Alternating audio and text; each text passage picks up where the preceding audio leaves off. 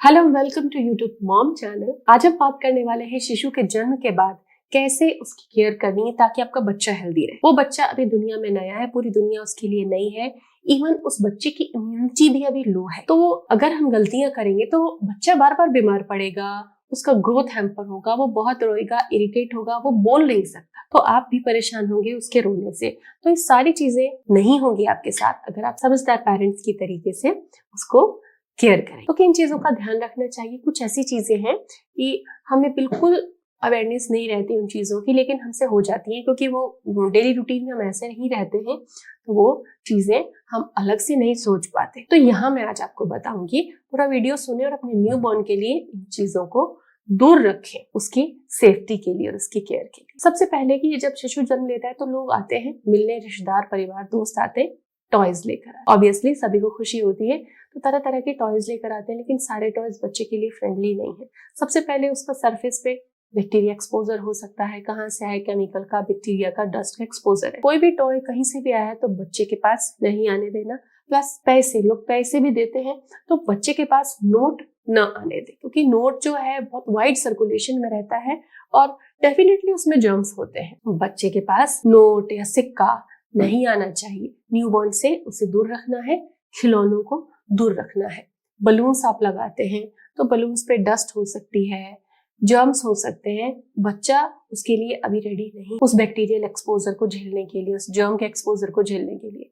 तो बलून्स भी बच्चे से आपको दूर रखना चाहिए। अब बात आती है सॉफ्ट टॉयज। कई सॉफ्ट टॉयज ऐसे हैं जो बच्चे को न्यूबॉर्न के पास रख दिए जाते हैं, अच्छा लगता है, और कई बार न्यूबॉर्न को उससे खिलाया जाता है। लेकिन आपने देखा है कि बच्चा जो छोटा होता है हर चीज मुंह के पास लेकर जाए। मुंह के पास लेकर जाने से जो भी बच्चे की टंग पे लग रहा है, मुंह में लग रहा है, वो सीधे उसके पेट तक जाएगा।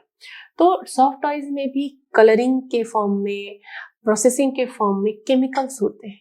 तो सॉफ्ट टॉयज में रेशे भी होते हैं, तो ये चीजें बच्चे के लिए हार्मफुल है। तो सॉफ्ट टॉयज भी बच्चे से दूर रखें एटलीस्ट 1-2 महीने। अगर आपको बच्चे को कुछ खेलने को देना है या बच्चे के हाथ में कुछ पकड़ाना है, बच्चे को किसी चीज के साथ एंगेज करना है, तो आप वुडन, बिना नुकीली और ब्लंट एंड्स वाली टॉयज दे सकते हैं। आप आवाज करने वाली चीज अपने हाथ में लेकर उसको खिला सकते हैं।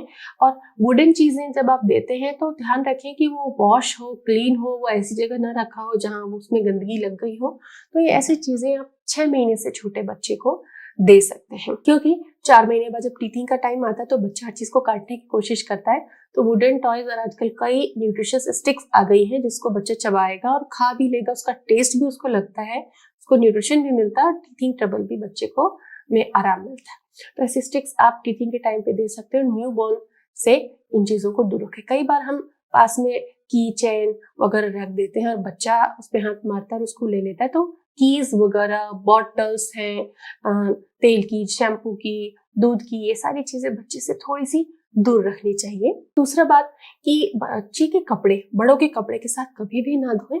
बच्चे के कपड़ों को सेपरेट धोना बहुत अच्छा रहता है। न्यूबॉर्न बेबी को शुरू के समय आपको बॉटल बिल्कुल नहीं देना चाहिए। बहुत अच्छी अच्छी फीडिंग इंस्ट्रूमेंट्स आते हैं जिसमें आगे थोड़ा सा नोजल लाइक होता है, उससे बच्चे को आप टॉप फीड दे रहे हैं तो पिला सकते हैं, क्योंकि बॉटल पकड़ा देने से बच्चा माँ का दूध पीने में इंटरेस्ट नहीं लेता, उसको थोड़ी मेहनत लगती है, सकिंग करना पड़ता है, तो वो उस आदत में जम नहीं पाता। तो शुरू के 1-2 महीने आप बिल्कुल भी बॉटल फीडिंग की कोशिश ना करें। अगर आपको फीड करना है तो स्पून से कर सकते हैं, या एक छोटा सा इंस्ट्रूमेंट आता है जिसकी फोटो हम आपको बता देंगे, आप इसे ऑनलाइन डिस्क्रिप्शन में दी गई लिंक से भी परचेस कर सकते हैं। जो भी चीज बच्चे के फीडिंग के लिए यूज होती है उसको प्रॉपर स्टेराइल करें। जीवाणु रहित करना बहुत ज्यादा जरूरी है। तो सिंपली एक भगोने में पानी उबालें और उसमें उसकी बॉटल, निपल वगैरह को डाल दें। कटोरी, चम्मच, ग्लास जो भी आप यूज कर रहे हैं बच्चे को फीड कराने के लिए, उसको आप उबलते पानी में डालें और थोड़ी देर बाद 2-5 मिनट बाद आप उसको निकाल सकते हैं। फिर उसको ड्राई करके रख दें ताकि अगली बार आप उसे यूज कर सके। कई बार घर में किसी को वायरल हो रहा है, किसी को कफ है, या कोई इन्फेक्टेड पर्सन है किसी डिजीज से जो कि इन्फेक्शियस है, फैल सकती है कॉन्टेक्ट से, ऐसे लोगों से बच्चे को, न्यूबॉर्न को दूर रखना बहुत जरूरी है। अदरवाइज बच्चे को भी छोटे मोटे वायरल, कफ, कोल्ड जैसे इन्फेक्शन बहुत जल्दी लग जाते हैं और बच्चा बहुत रोता है, सफर करता है, दिन रात उसको परेशानी होती है। कभी भी बच्चे को कोई इन्फेक्शन होता है तो बच्चे की ब्रेस्ट फीड कम नहीं करनी है। बच्चा नहीं पिएगा लेकिन बच्चे को बार बार देना है। जब भी उसकी डिमांड हो तो उसको फीडिंग देनी है। ब्रेस्ट फीड से बच्चा बहुत जल्दी रिकवर कर जाता है।